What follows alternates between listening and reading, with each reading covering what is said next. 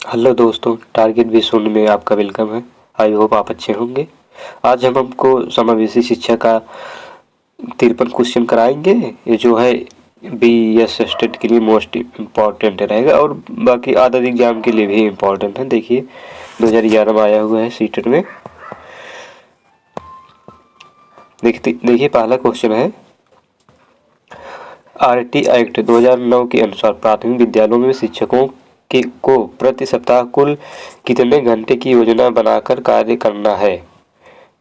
तो ए है 30 घंटा, बी है 45 घंटा, सी है 42 घंटा और डी है 50 घंटा। तो आप लोग बताइएगा कितने घंटे जो है सप्ताह में योजना बनाकर कार्य किया जाता है। इसमें ऑप्शन नंबर है बी 45 घंटे। दूसरा है, निःशक्त बच्चों के लिए समाकित शिक्षा के केंद्रीय प्रायोजित योजना का उद्देश्य है में निःशक्त बच्चों को शैक्षिक अवसर उपलब्ध कराना। पहला है विशेष विद्यालयों, बी है मुक्त विद्यालयों और सी है ब्लाइंड रिलीफ एसोसिएशन के विद्यालयों में और डी है नियमित विद्यालयों में। तो आप लोग बताइएगा कौन सा ऑप्शन सही है। इसमें ऑप्शन नंबर है डी, नियमित विद्यालयों में।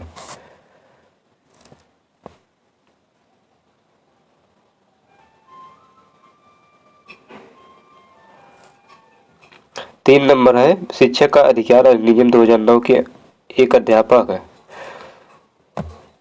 को निम्न में से किस दायित्व को पूरा करना होगा। पहला ए है विद्यालय में नियमित के रूप में समय का उपस्थित रहना होगा, बी है पाठ्यक्रम का संचालन का पूरा करना होगा, सी है संपूर्ण पाठ्यक्रम को निर्धारित समय पर पूरा करना होगा और डी है उपयुक्त सभी। इसमें ऑप्शन नंबर है डी, उपयुक्त सभी। चौथा है राष्ट्रीय पाठ्यक्रम रूपरेखा 2005 में शक्ति शिक्षा को बढ़ावा शांति शिक्षा को बढ़ावा देने के लिए सब कुछ क्रियाओं को अनुशंसा की गई है। पाठ्यक्रम रूपरेखा में निम्न में से किस सूचीबद्ध किया गया है। ये है महिलाओं के प्रति आदर एवं जिम्मेदारियों का दृष्टिकोण विकसित करने के लिए कार्यक्रम आयोजित किए जाए, बी है नैतिक शिक्षा को बढ़ाया जाए, सी है शांति शिक्षा को एक अलग विषय में पढ़ाया जाए और डी है शांति शिक्षा को पाठ्यक्रम में सम्मिलित किया जाए। तीसरे ऑप्शन नंबर है हमारा ये सही है, महिलाओं के प्रति आदर एवं जिम्मेदारी के दृष्टिकोण विकसित करने के लिए कार्यक्रम आयोजित किए जाए। पांचवा है राष्ट्रीय पाठ्यचर्या की रूपरेखा 2005 में बातचीत की गई है।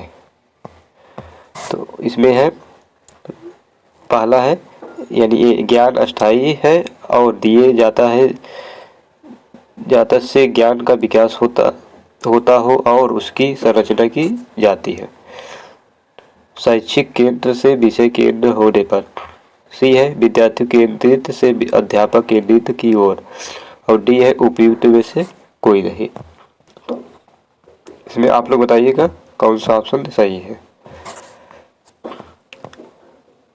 इसमें ऑप्शन नंबर है ए सही है, ज्ञान अस्थायी है और दिए जाते हैं से ज्ञान की विकास होता हो और इसकी रचना की जाती है। 6 नंबर है राष्ट्रीय पाठ्यचर्या रूपरेखा 2005 के अंतर्गत परीक्षा सुधारों में निम्नलिखित में किस सुधार को सुझाया गया है। पहला है खुली पुस्तक परीक्षा, बी है सतत निरंतर एवं व्यापक मूल्यांकन और सी है सामूहिक कार्य सब मूल्यांकन और डी है उपयुक्त में से सभी। तो आप लोग बताइएगा कौन सा ऑप्शन सही है। इसमें ऑप्शन नंबर है डी, उपयुक्त सभी। 7 नंबर है समावेशी शिक्षा उस विद्यालय शिक्षा व्यवस्था की ओर संकेत करती है। यह है विशेष आवश्यकता वाले बच्चों को विशिष्ट विद्यालयों के माध्यम से शिक्षा देने का प्रोत्साहित करती है। बी है केवल बालिका शिक्षा को बढ़ावा देने के लिए आवश्यकता पर बल देती है। सी है जो सभी निरयोग बच्चों को शामिल करती है। और डी है जो उनकी शारीरिक बौद्धिक सामाजिक भाषिक या अन्य विभिन्न योग्यता स्थितियों को ध्यान में रखकर बगैर सभी बच्चों को शामिल करती है। तो आप लोग बताइएगा कौन सा ऑप्शन सही है। इसमें ऑप्शन नंबर है डी, जो उसकी शारीरिक बौद्धिक सामाजिक भाषिक या अन्य विभिन्न योग्यता स्थितियों को ध्यान में रखे बगैर सभी बच्चों को शामिल करती है। 8 नंबर है बच्चे के निःशुल्क अनिवार्य शिक्षा का अधिकार अधिनियम कितने वर्ष बच्चे के लागू है। 6 से 14, 7 से 13 और 5 से 11, 6 से 12। तो आप लोग बताइएगा कौन सा ऑप्शन सही है। इसमें ऑप्शन नंबर ए है 6 से 14 वर्ष। 9 नंबर है राष्ट्रीय पाठ्यचर्या की रूपरेखा 2005 के आधारभूत सिद्धांतों में निम्नलिखित में कौन सा सम्मिलित नहीं है। अच्छी वाय परीक्षाओं का आयोजन, रटने की महत्व प्रदान न करना, पुस्तकों के विशिष्ट ज्ञान प्राप्त करना और ज्ञान की वास्तविक जीवन से जोड़ना। इसमें कह रहा है कौन सा शामिल नहीं है। इसमें ऑप्शन नंबर है ए, अच्छी वाय परीक्षाओं का आयोजन करना।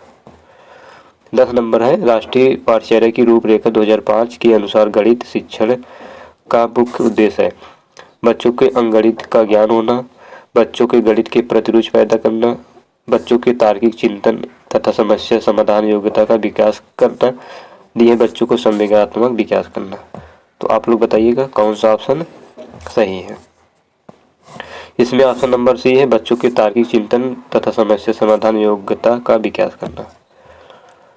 और 11 नंबर है निःशक्त बालकों की शिक्षा के लिए प्रावधान किया जा सकता है समावेशी शिक्षा द्वारा, मुख्य धारा में डालकर और समाकलन द्वारा, इनमें से कोई नहीं।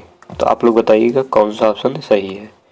इसमें ऑप्शन नंबर ए सही है समावेशी शिक्षा द्वारा। 12 नंबर है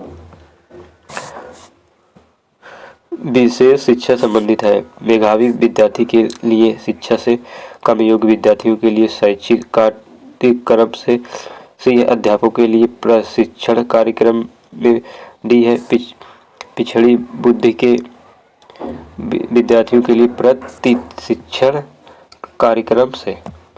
तो आप लोग बताइएगा कौन सा ऑप्शन सही है। इसमें 12 नंबर है बी ऑप्शन कम योग्य विद्यार्थियों के लिए शैक्षिक कार्यक्रम से। 13 नंबर है शिक्षा का अधिकार अधिनियम 2009 लागू नहीं होता।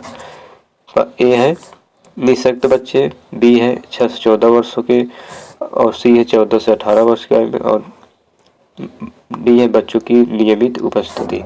तो इसमें कह रहा है लागू नहीं है। तो इसमें ऑप्शन नंबर सी है लागू नहीं है। और 14 नंबर है इनमें से कौन राष्ट्रीय पाठ्यचर्या रूपरेखा 2005 का मार्गदर्शी सिद्धांत नहीं है। ये है ज्ञान को स्कूल के बाहरी जीवन से जोड़ना, पढ़ाई को रटन प्रणाली से मुक्त कराना, सी है अंग्रेजी भाषा में शिक्षा देना और डी है बच्चों के चहुमुखी विकास के अवसर उपलब्ध कराना। तो कह रहा है इसमें से सिद्धांत नहीं है, तो इसलिए हमारा ऑप्शन नंबर है सी अंग्रेजी भाषा में शिक्षा देना। 15 है राष्ट्रीय पाठ्यचर्या के रूपरेखा के दस्तावेज में भाषा के लिए निहित है एक भाषा, द्विभाषा, तीन भाषा, बहुभाषा। तो आप लोग बताइएगा कौन सा निहित है। तो इसमें ऑप्शन नंबर है ए एक भाषा।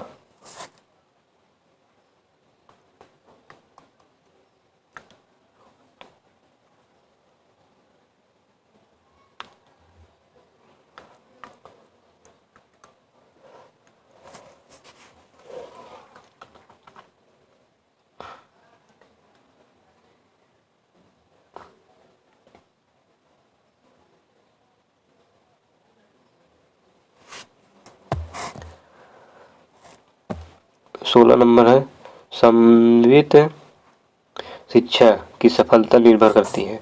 समुदाय के समर्थन पर, पाठ्यपुस्तकों की उत्कृष्टता पर, सी शिक्षण अधिगम वस्तु की गुणवत्ता पर, डी है शिक्षक के अभिवृत्तिगत परिवर्तन पर। तो आप लोग बताइएगा कौन सा ऑप्शन सही है। 16 नंबर का ऑप्शन नंबर बी सही है, पाठ्यपुस्तकों की उत्कृष्टता पर। 17 नंबर है एनसीटीई का पूर्ण रूप है।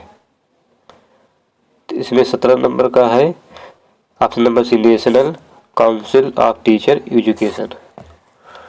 18 नंबर है भारतीय संविधान के अनुच्छेद 41 व 46 निम्न में से किसके कल्याण से संबंधित है।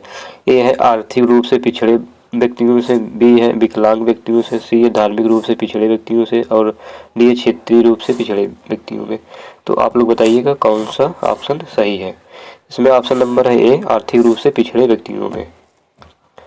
19 नंबर है जिन विद्यालयों में समेकित शिक्षा दी जाती है उसके शिक्षकों को किस क्षेत्र विशेष में प्रशिक्षण करना चाहिए।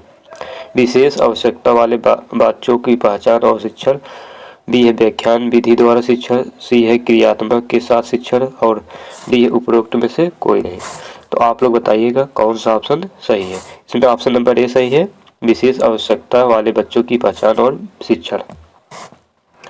20 नंबर है सफल समावेशन को निम्नलिखित की आवश्यकता होती है सिवाय पृथक्करण, अभिभावकों की भागीदारी, क्षमता संवर्धन, और डी है संवेदनशील बनाना। तो आप लोग बताइएगा कौन सा ऑप्शन सही है। इसमें ऑप्शन नंबर है ए, पृथक्करण। 21 नंबर है सीबीएसई द्वारा प्रस्तावित समूह प्रयोजन गतिविधियाँ एक सशक्त साधन है रोजमर्रा के शिक्षण में होने वाले तनाव को दूर करें, और बी है अनेकता में एकता की संकल्पना का प्रचार प्रसार करने, सी है सामाजिक भागीदारिता को सुगम बनाने, और डी है शिक्षकों के भार को हल्का करें। तो आप लोग बताइएगा कौन सा ऑप्शन सही है। इसमें ऑप्शन नंबर सी सही है,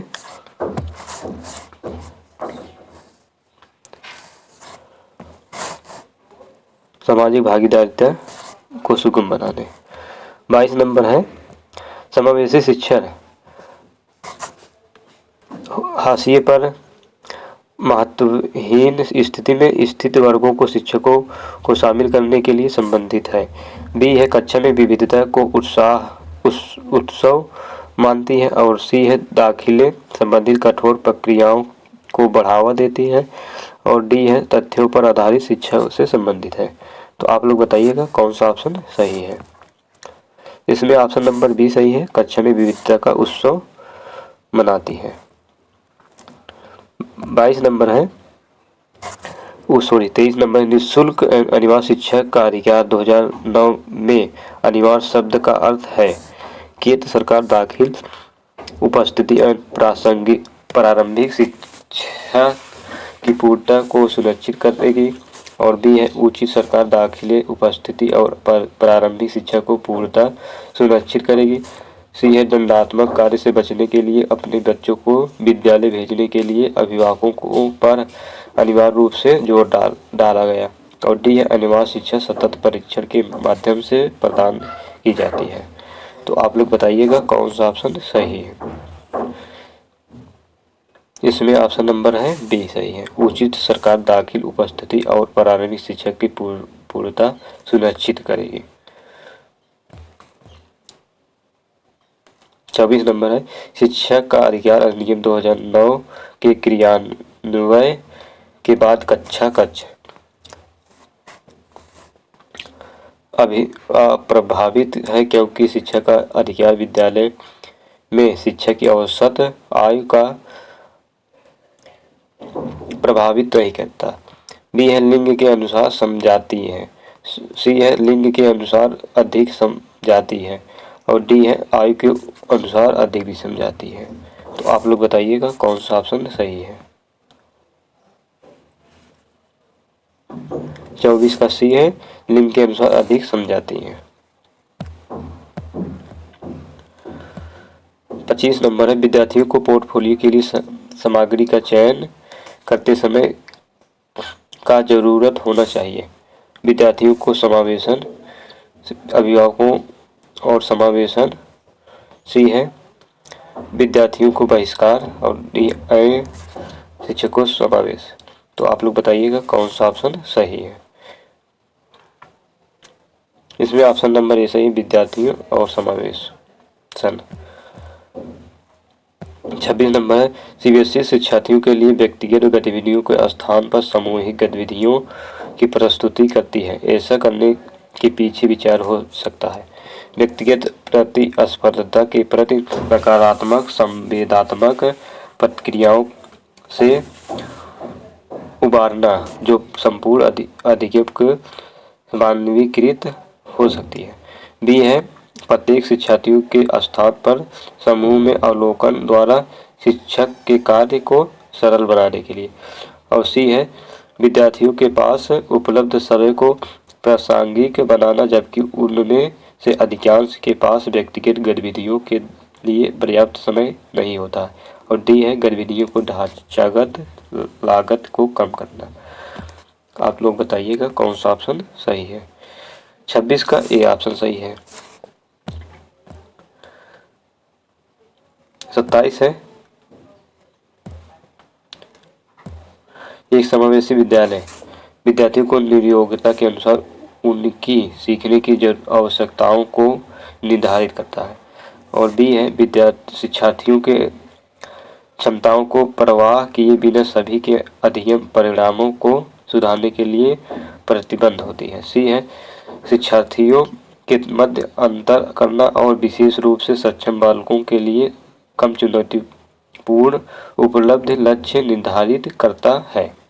डी है विशेष रूप से योग्य शिक्षार्थियों के अध्ययन परिणामों को सुधारने के लिए विशिष्ट रूप से प्रतिबद्ध होता है। आप लोग बताइएगा कौन सा ऑप्शन सही है। इसमें ऑप्शन नंबर बी सही है, शिक्षार्थियों को क्षमताओं को परवाह किए बिना सभी के अध्ययन परिणामों को सुधारने के लिए प्रतिबद्ध होता है। 28 है एक समावेशी विद्यालय के अतिरिक्त निम्नलिखित से सभी प्रश्नों पर मनन करना। ये है क्या हम यह विश्वास करते हैं कि सभी शिक्षार्थी सीख सकते हैं। बी है क्या हम अध्ययन योग्य परिवेश की योजना बनाने और उसे प्रदान करने के लिए समूह में कार्य करते हैं। और सी है क्या हम विशेष बालक को बेहतर देखभाल उपलब्ध कराने के लिए उचित तरीके से उन्हें सामान्य से अलग करते हैं। और डी है क्या हम शिक्षार्थियों की विविध आवश्यकताओं को पूरा करने के लिए युक्तियों अपनाते हैं। तो आप लोग बताइएगा कौन सा ऑप्शन सही है। 28 का ऑप्शन नंबर सी सही है, क्या हम विशेष बालक को बेहतर देखभाल उपलब्ध कराने के लिए उचित तरीके से उन्हें सम्मान से अलग करते हैं।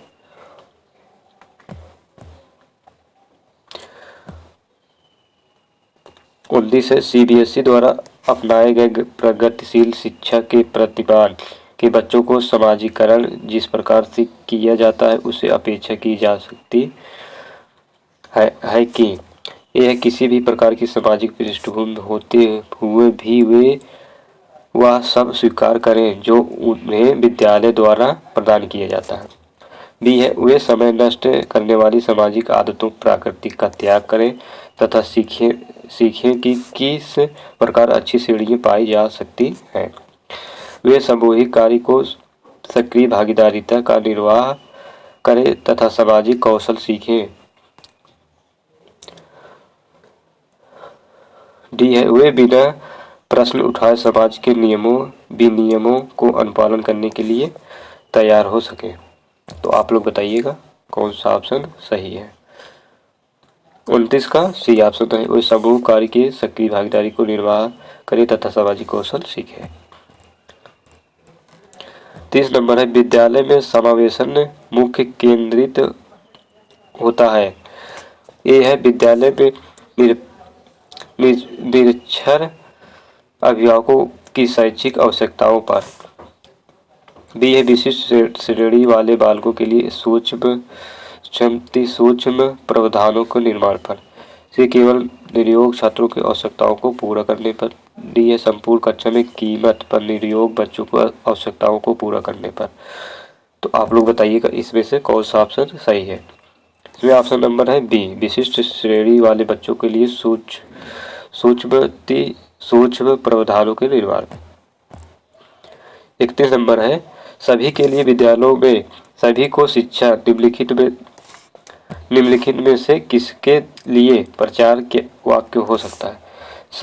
सशिक्षितशील शिक्षा, बी है समावेशी शिक्षा, सी है सहयोगात्मक शिक्षा और डी है पृथक शिक्षा। तो आप लोग बताइएगा कौन सा ऑप्शन सही है। इसमें ऑप्शन नंबर है बी, समावेशी शिक्षा। 32 नंबर एनसीए 2005 के अनुसार गलतियां इस कारण महत्वपूर्ण होती हैं। ये है यह कक्षा में कुछ बच्चों को हटाने के लिए आधा स्थान उपलब्ध कराती है। बी है यह अध्यापकों को बच्चों को डांटने के लिए एक तरीका उपलब्ध कराती है। और सी है यह बच्चे के विचार की अंतर्दृष्टि उपलब्ध कराती है तथा समाधानों को पहचानने में सहायता करती है। डी है यह विद्यार्थियों को उत्तीर्ण एवं अनुत्तीर्ण समूह में वर्गीकृत करने के लिए एक महत्वपूर्ण उपकरण। इसमें ऑप्शन नंबर है सी, यह बच्चों के विचार की अंतर्दृष्टि उपलब्ध कराती है तथा समाधानों को पहचानने के लिए सहायता करती है। 33 नंबर है समावेशी शिक्षा के पीछे मूलाधार यह है कि ये है समाज के विभिन्नता है और विद्यालयों के को इस विभिन्नता के प्रति संवेदनशील होने के लिए समावेशी होने की आवश्यकता है। बी है प्रत्येक बच्चे के निष्पादन के लिए मानक एक समान तथा मानकीकृत होना चाहिए। सी है हमें विशेष आवश्यकता वाले बच्चों के ऊपर दया करने की आवश्यकता है। डी है विशेष आवश्यकता वाले बच्चों के लिए अलग विद्यालयों की व्यवस्था करना या लगाव प्रभावित है। तो आप लोग बताइएगा कौन सा ऑप्शन सही है। इसमें ऑप्शन नंबर ए सही है, समाज की विभिन्नता है और विद्यालयों को इस विभिन्नता के प्रति संवेदनशील होने के लिए समावेशी होने की आवश्यकता है।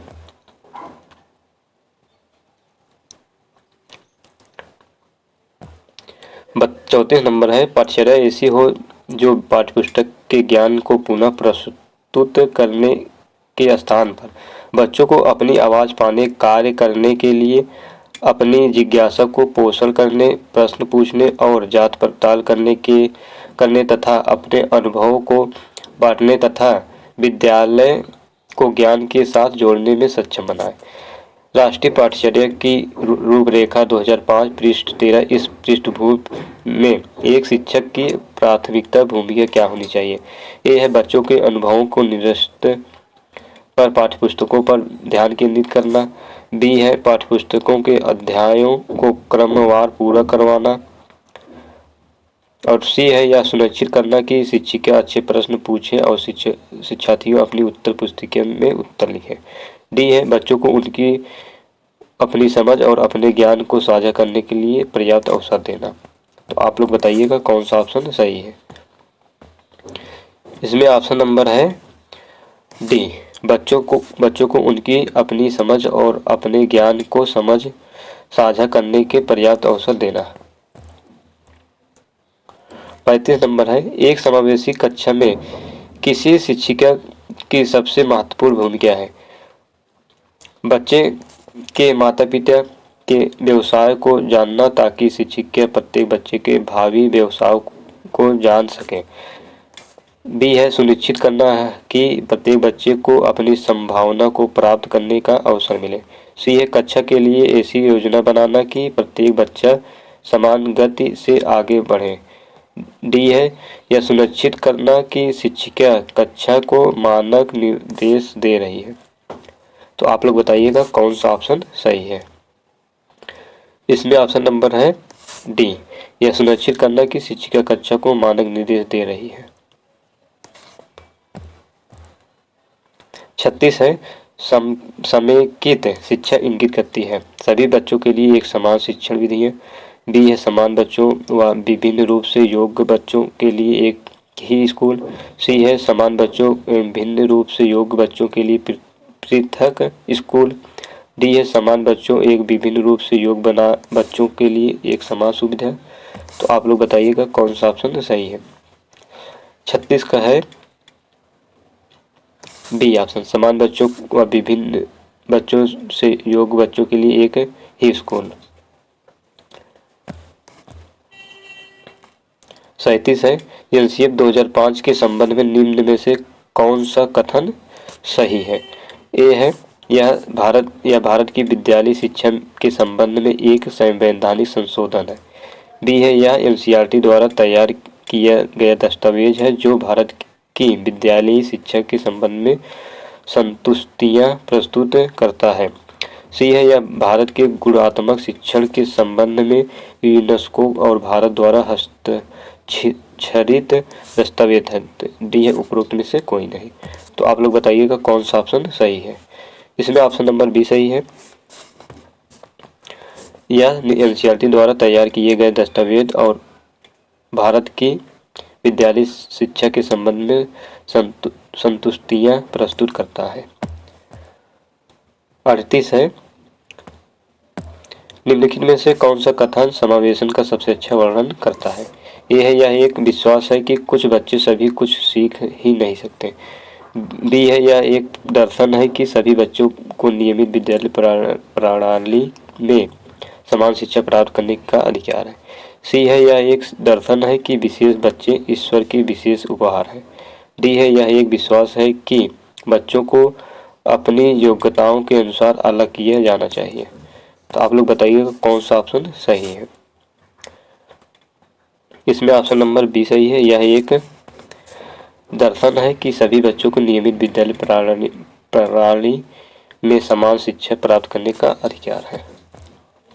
39 है आरटी एक्ट 2009 के अनुसार शिक्षा हेतु प्रति सप्ताह कार्य घंटे हैं। तो एक प्रश्न रिपीट हो गया है। ये है ऑप्शन नंबर सी है। इसमें एनसीईआरटी 2005 बल देता है करके सीखने पर, रटने पर, समस्या हल करने पर, ये सभी इसमें है करके सीखने पर। 41 है भारतीय संविधान के लिए किस अनुच्छेद में 6 से 14 आयु वर्ग के बच्चों के लिए निःशुल्क व अनिवार्य शिक्षा का अधिकार शामिल है। अनुच्छेद 26, अनुच्छेद 15, अनुच्छेद 45, अनुच्छेद 21 है। ये पूछा है यूपी टेट फर्स्ट पेपर 2017 में। ये ऑप्शन नंबर डी है अनुच्छेद 21(1) में। 42 है राष्ट्रीय पाठ्यचर्या फ्रेमवर्क 2005 ने अपनी समझ से प्राप्त की है मानवतावाद, व्यवहारवाद और रचनावाद, संज्ञानात्मक सिद्धांत। तो आप लोग बताइएगा कौन सा ऑप्शन सही है। इसमें ऑप्शन नंबर सी है रचनावाद। समावेशी शिक्षा के सिद्धांत पर आधारित है सामाजिक अस्तित्व, वैश्वीकरण, विश्व बंधुता, सामाजिक संतुलन और समानता एवं समान अवसर। तो आप लोग बताइएगा कौन सा ऑप्शन सही है। इसमें ऑप्शन नंबर डी है समानता एवं समान अवसर। ये वाला आप लोग पढ़े होंगे। ऑप्शन नंबर निःशुल्क एवं अनिवार्य शिक्षा, अनिवार्य बाल शिक्षा अधिकार अधिनियम 2009 दिव्यांग बच्चों की निःशुल्क शिक्षा के अनिवार्य सुनिश्चित करता है। इसमें ऑप्शन नंबर है 6 से 18 वर्ष। अगर बच्चा विकलांग है, अगर बच्चा दिव्यांग है तो उनके लिए 6 से 18 वर्ष के लिए अनिवार्य शिक्षा है। अब विकलांगों को हम लोग विकलांग नहीं कह सकते। 2016 के अनुसार अब बच्चों को दिव्यांग कहेंगे। 45 है समावेशी कक्षा में किस प्रकार के छात्र शामिल हैं? समान और विशिष्ट छात्र, यही सही है हमारा।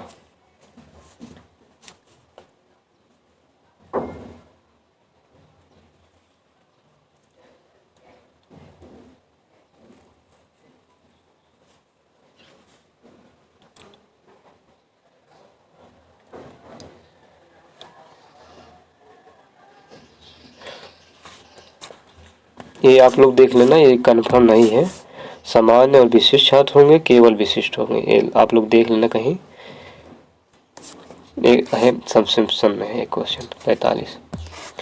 46 समावेशीकरण की सफलता के लिए आवश्यक है अभिभावकों को भागीदारी का न होना, अलगाव, क्षमता निर्माण का अभाव और संवेदनशीलता। तो आप लोग बताइएगा कौन सा ऑप्शन सही है। इसमें ऑप्शन नंबर है डी, संवेदनशीलता। निम्नलिखित में से कौन सा शिक्षक एक विशेषताएं नहीं है? यह केवल विशेष आवश्यकताओं वाले छात्रों के लिए अभिवृद्धि करती है। यह दिव्यांग बालकों की देखभाल की, उनकी शिक्षा और व्यक्तित्व विकास की और सेवा में बदलाव है।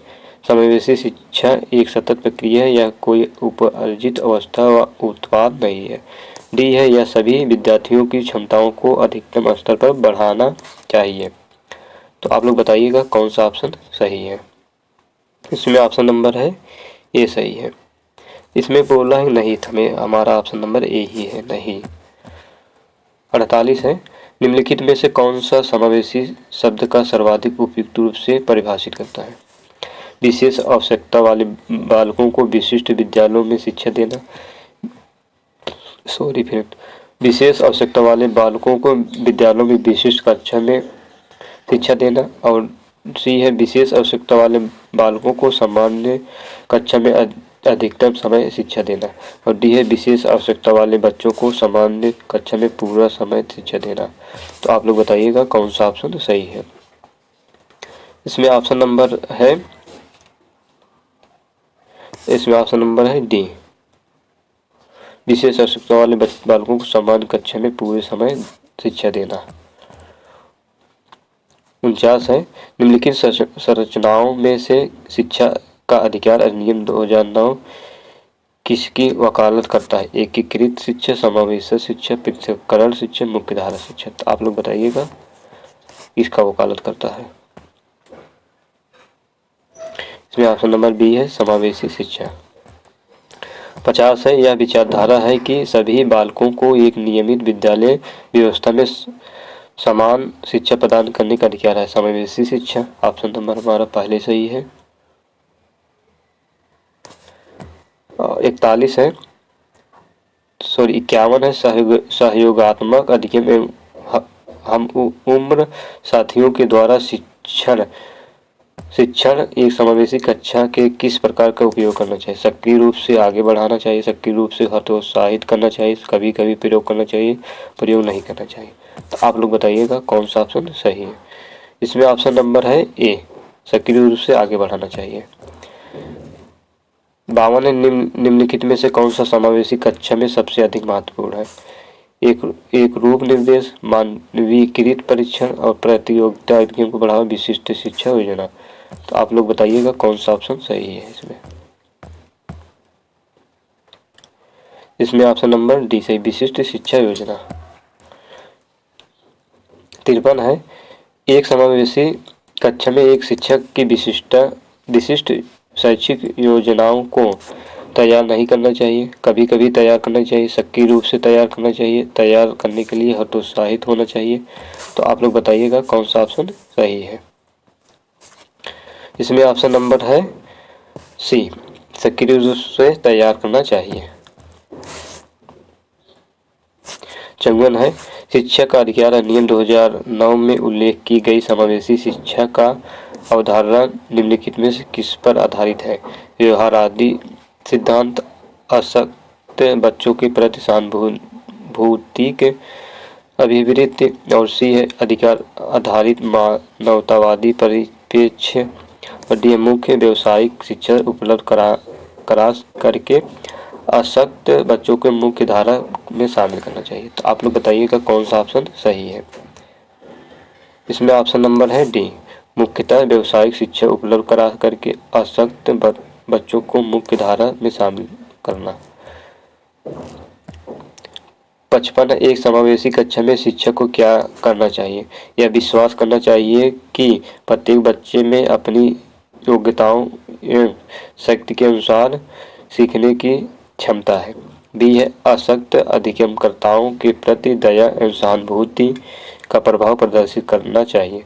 सी है बच्चों को अपाहिज बच्चा, मंदबुद्धि बच्चा आदि के रूप में वर्गीकृत करना चाहिए। और डी केवल प्रभावशाली एवं योग्य बच्चों के ध्यान देना चाहिए। तो आप लोग बताइएगा कौन सा ऑप्शन सही है।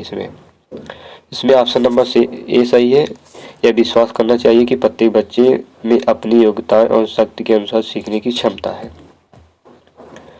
56 है एक शिक्षक एक समावेशी कक्षा में विशेष योग्यता वर्ग वाले अधिगमकर्ताओं की आवश्यकताओं की किस प्रकार से बता सकता है या संबोधित कर सकता है। अवकलन के लिए पेपर टेस्टिंग का प्रयोग करना तथा अभ्यास एवं रटने पर बल। बी है शिक्षार्थियों को निर्देश देने के लिए एक रूप तरीकों का प्रयोग करना। और सी है अत्यधिक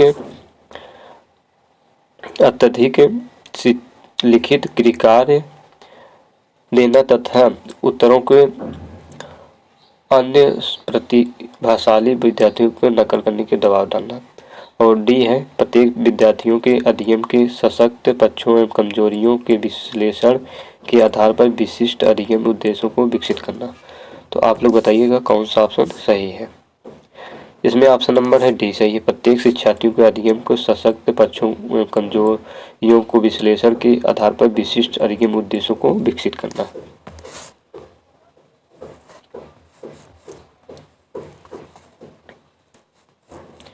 ऑप्शन नंबर डी सही है। 57 है निम्नलिखित में से समावेशी कक्षा में शिक्षक की भूमिका नहीं है। हमें नहीं वाला ऑप्शन ढूंढना है। देखते हैं पहला ऑप्शन है शिक्षक को निःशक्त बच्चों को ध्यान नहीं देना चाहिए। बी है बच्चों को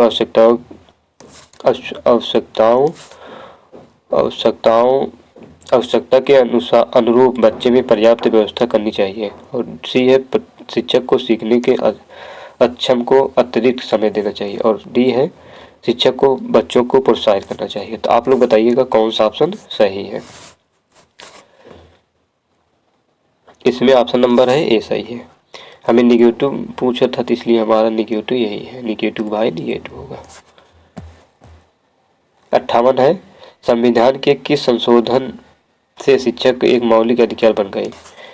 25वें संशोधन, 86वें संशोधन, 22वें संशोधन, 52वें संविधान संशोधन। तो आप लोग बताइएगा कौन सा ऑप्शन सही है।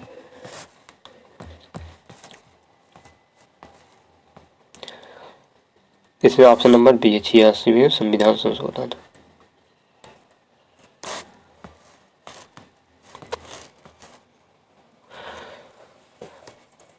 तो हमारा पूरा प्रश्न हो गया। 58 प्रश्न था समावेशी शिक्षा से।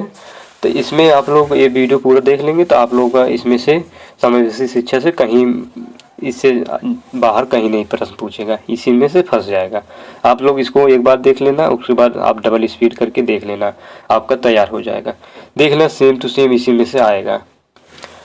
अगर आपको वीडियो अच्छा लगे तो वीडियो को लाइक करिए, शेयर करिए और उन बच्चों के पास शेयर करिए जो अभी तक ये चैनल सब्सक्राइब नहीं किए हैं। सब्सक्राइब कर लें और पढ़ भी लें और पास हो जाएंगे। Thank you. जय हिंद, जय भारत।